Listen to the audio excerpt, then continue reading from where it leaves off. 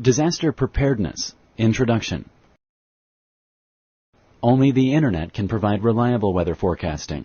Select true or false. Correct. The Internet is one source of information, but it is not the only reliable one.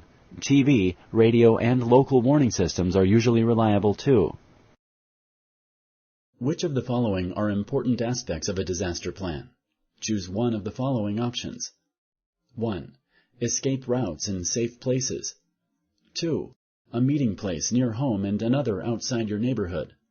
3. Alternate plans for people with disabilities and pets.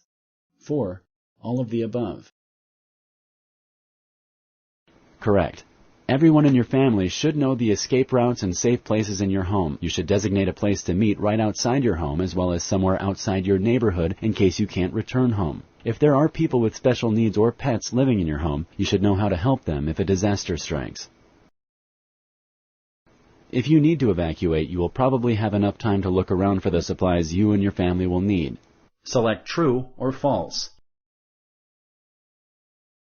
Correct. In the event you need to evacuate at a moment's notice and take the essentials with you, you probably will not have the opportunity to shop or search for the supplies you and your family will need. Every household should assemble a disaster supplies kit and keep it up to date. How often should you look through what you have in your disaster supplies kit? Choose one of the following options. 1. Every 5 years. 2. Every 3 years. 3. Once every 6 months. Correct.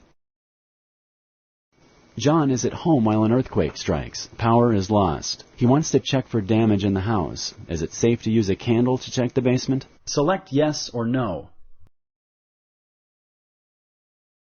Correct. If the emergency occurs while you are at home, check for damage using a flashlight. Do not light matches or candles or turn on electrical switches.